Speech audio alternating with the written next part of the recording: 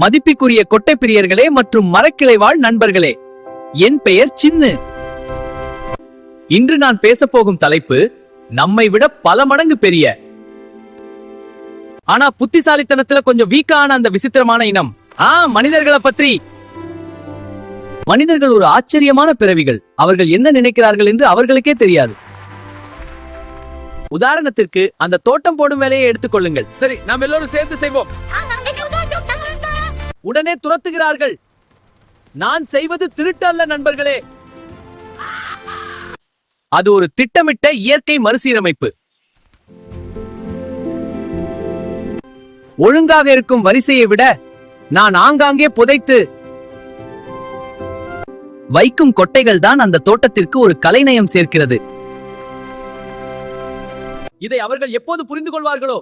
இத்தனை நாட்களாக நாம் பேசிக் கொண்டிருக்கிறோம், ஆனால் அவர்கள் இன்னும் கேட்கவில்லை. இதை அவர்கள் எப்போது புரிந்து கொள்வார்களோ? இத்தனை நாட்களாக நாம் பேசிக் கொண்டிருக்கிறோம், ஆனால் அவர்கள் இன்னும் கேட்கவில்லை.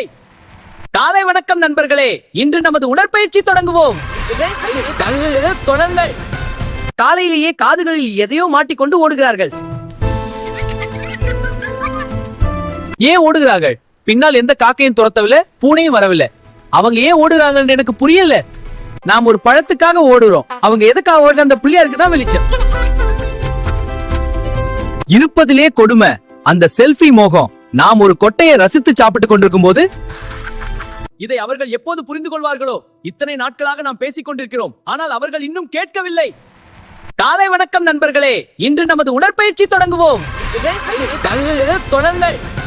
காலையிலேயே காதுகளில் எதையோ மாட்டிக்கொண்டு ஓடுகிறார்கள். ஏன் ஓடுகிறார்கள்? பின்னால் எந்த காக்கையும் துரத்தவில்லை, பூனையும் வரவில்லை. அவங்க ஏன் ஓடுறாங்கன்னு எனக்கு புரியல. நாம் ஒரு பழத்துக்காக ஓடுறோம், அவங்க எதுக்காக ஓடுற? அந்த பிள்ளையாருக்கு தான் வெளிச்சம். இருப்பதிலே கொடுமை அந்த செல்ஃபி மோகம். நாம் ஒரு கொட்டையை ரசித்து சாப்பிட்டுக் கொண்டிருக்கும் போது ஒரு பெரிய கருப்பு பெட்டியை முகத்திற்கு நேரா நீட்டுகிறார்கள். என்ன பார்த்தா உங்களுக்கு என்ன மாடல் என்றா நினைப்பு? அப்புறம் அந்த பெட்டி கிளிக் என்று சத்தம் போடும்போது நான் பயந்து ஐயோ பாரு, அணில் வெட்கப்படுது.